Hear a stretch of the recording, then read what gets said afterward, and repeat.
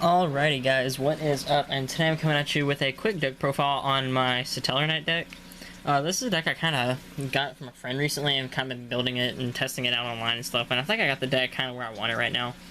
Yeah, this deck's really fun, super budget friendly, and actually one of the better decks out right now that can put you on a budget if you don't want to play Pendulum Magicians and not have to go buy your Pendulum Sorcerers or Mist Valley Apex Avions or play Cosmos, and of course spend a fair bit amount of money on Dark Destroyers even though farm rails are down. But a lot of the cards in this deck are really cheap, really affordable, and this deck's overall pretty basic and straightforward to learn and can actually hold its own against a lot of different matchups. Before I get into the actual deck profile, I just want to let you guys know, for those of you that will be attending, I will be going to the regional this Saturday, January 23rd in Houston, Texas at DNA Comics. So if you guys just ever see me there, I will be playing with, my Super Sentai mat. But if anybody just wants to come up, say hi, trades, do stuff like that, I will be there. But yeah, let's go ahead and get into the actual deck profile.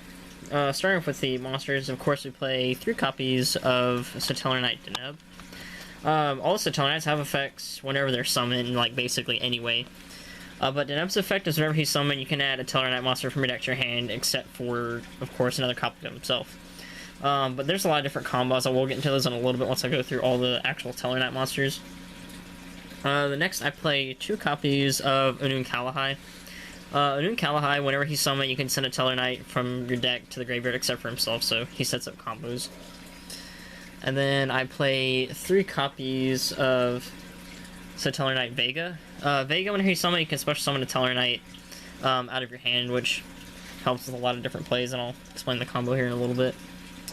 And then, of course, I play 3 copies of Satellarknight Altair. Altair's effect is whenever he's summoned, you can special summon a Tellarknight from your graveyard in defense. So basically, the combo you want to do is you want to have Altair and Vega in hand, which isn't really that hard to do because you're playing 3 copies of each. And then either a Deneb Engrave or an Unun Kalahai, because then you can summon the Unun Kalahai and then dump your Deneb Engrave. And then if your Unun survives, that's pretty great, but if not, you can still do the combo where you would normal summon Vega, and Vega's effect would activate where you special summon a Tellarknight from your hand. And then you summon Altair, and then Altair's effect triggers summon a Tellarknight from grave, so you can summon either the Anunk or the Deneb, and if you summon the Deneb, then you can search another copy of your Tellarknights, and then you can go easily into an Exceed monster that takes 3 materials at least. So there's a lot of really good monsters that can utilize that combo, and plus, with some of the traps I play in here, you can easily get 5 monsters on the field for some really nasty Exceed monster plays. And then, of course, since a lot of the monsters we play in both the main and extra are light monsters, 2 copies of Honest. Honest really helps, especially if you dead draw, because even if you do dead draw and you have an Honest and no monsters to actually use it with, then you can just set it and have a nice 1900 defense, and if it doesn't die, you can use its effect to bounce it back. And if you get a light monster in the field, you can actually use it from the hand, so just a really nice card to run. Then moving on to the spells, I play 1 copy of Satellarknight Skybridge. I've seen some people play this at 2, I even saw like a handful where they played them at 3, but 1 just kind of works for me. Basically what Satellarknight Skybridge does is you can target a Tellarknight monster you control, special summon another Tellarknight from your deck with a different name as the one you targeted, and then the one targeted gets shuffled back in the deck. And then you can, and then its effects are negated while it's face on the field. And then you can't special summon monsters except Tellarknight monsters. You can only use 1 per turn. So ideally, what you want, like one of the best combos I like to do with this, whenever I do pull it off, is target any one of my Tellers, except for Deneb, shuffle back, and then summon a Deneb. Then you can just get the monster right back for free, which is pretty great. So that card's just pretty good. The next 2 copies of Instant Fusion. Instant Fusion, I'm actually missing a copy, but with Norton in this deck is super good. Just makes you go into a lot more rank 4 plays. If Norton did not negate the effects of the monsters that he summoned, then it'd be, like, absolutely nuts in this deck. Because then all their effects would start triggering. Then, of course, 1 copy of Rhoda, because this deck is the reason why this card went back to 1. Because it won Worlds, and, of course, any deck that wins Worlds has to get hit by the ban list in some way, shape, or form. So Konami decided just to hit the generic searcher that could get to any card in the deck. The next 2 copies of Pot of Duality just to dig for combo pieces. Going 1 turn without special summoning isn't that big of a deal. 1 Raigeki, 1 Book of Moon, and 2 copies of MST to search, or just get rid of back row actually.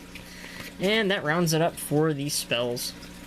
Moving on to the traps, of course, play 3 copies of Satellarknight Alpha. Whenever your opponent activates a spell, trap, or monster effect, you tribute a Tellarknight, or actually send a Tellarknight from your deck from your field to the graveyard, negate it, destroy, and basically draw a card so it deck thins while also stopping your opponent's card effects.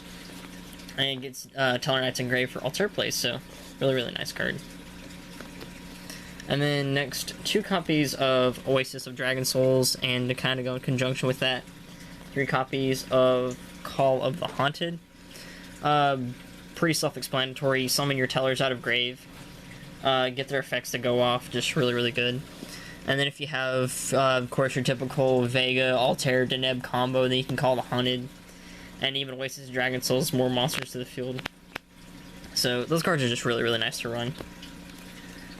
And then next, I run 2 copies of Fiendish Chain for just a little bit of effect negation, 2 Mirror Force, and 2 Dimensional Prison just for some generic battle traps to kind of protect your Tellarknights. I run some 1-ofs, 1 Solemn Warning, 1 Vanities, and 1 Ring of Destruction. And that rounds it up for the main deck. Now moving on to the extra deck, of course, since we're playing Instant Fusion, 1 copy of Norden. I've seen a couple people ask this question before, but why 1 copy of Norden and 2 copies of Instant Fusion? Why not 2 copies of Norden? The main reason I play only 1 copy is just because extra deck space for Tellarknights is so tight, because you have so many different rank 4s and even some rank 5s in your deck that you can just go into super easy. So 1 Norden's just okay, and plus if you play multiple copies of Instant Fusion, you're a lot more likely to see it versus just playing 1 and hoping you draw it. So that's why I play 1 Norden. And then next, 2 copies of Satellarknight Trevere. Trevere and both his other counterpart, or his partner in crime, Deltros, they both take 3 level 4 monsters. But Trevere, whenever he succeeds someone, he can put all their cards on the field back into their owner's hands, and then you can detach material from him and then target a Tellarknight, or not, think of something else. But Trevere, basically, you detach material and you can just blindly pitch a card from opponent's hand to the graveyard, so it kind of eliminates their resources. So you can sit there and summon him, spin all their stuff back to their hand, and then just get rid of one of their resources, so it's really great.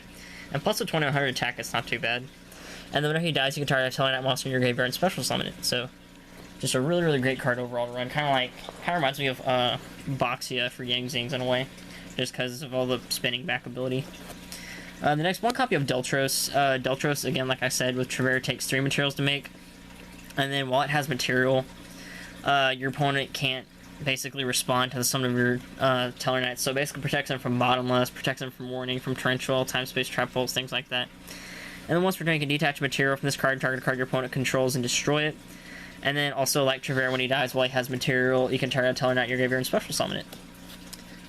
And next, for some toolbox rank 4s, play 1 Divestal Emerald, because a lot of your resources are going to hit the graveyard. And if you're having trouble getting those Altairs, then you might as well just put your resources back in the deck and keep the combos going. Then also play 1 Cowboy, 1 Castell, and 1/1/1. Had those backwards, apologize. Then also some more rank 4s for the deck.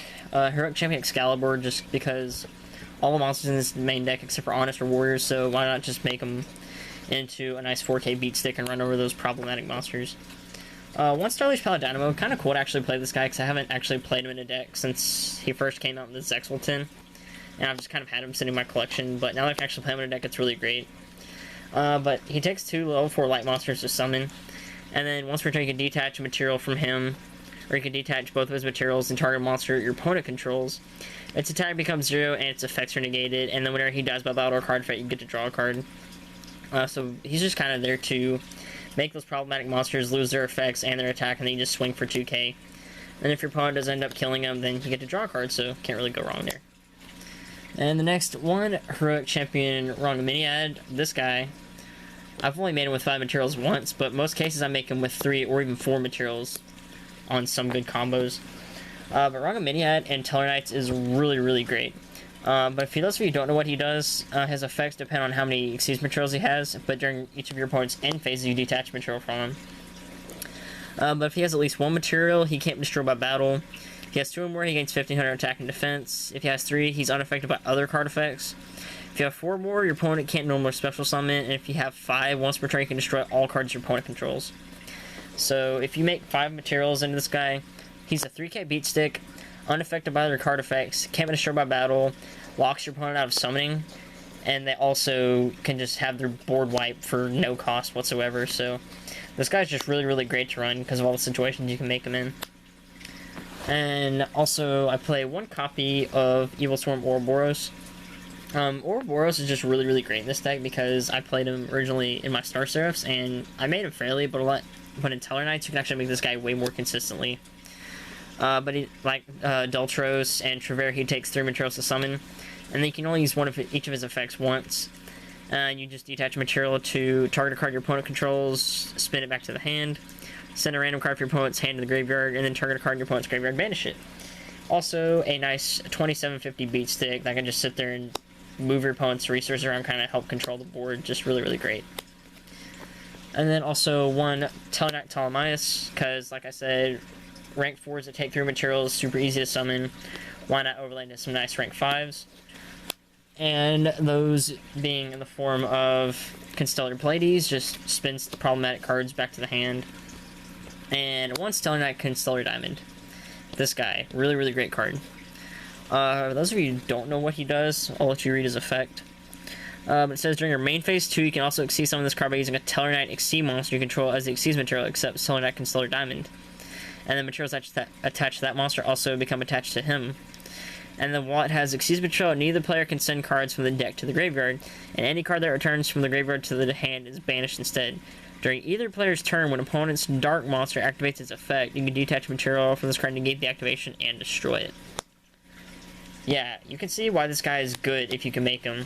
Because if your opponent's going to put the resource from the graveyard back to the deck, nope, they just get banished. And also, if your opponent's going to activate a dark monster effect, just detach and negate. For basically free. But yeah, that is basically it for the deck profile, guys. Hope you enjoyed it, and hopefully I'll get some good footage at regionals, panel opening, entry pack openings, and maybe, if I can, get a couple deck profiles. Or at least get some pictures and stuff. But yeah, let me know what you think in the comment section down below of this deck, and I will be doing some more deck profiles, because I recently just got some deck cores and trades from friends that I kind of want to finish as soon as possible. I'll go ahead and tell you 2 of them. One is Coolforts, and the other one is Frightfurs. But there's also some other decks I have worked on that I want to show you guys. But yeah, that's it for the deck profile. I hope you guys enjoyed it. Thanks for watching, and as always, I will catch you guys later.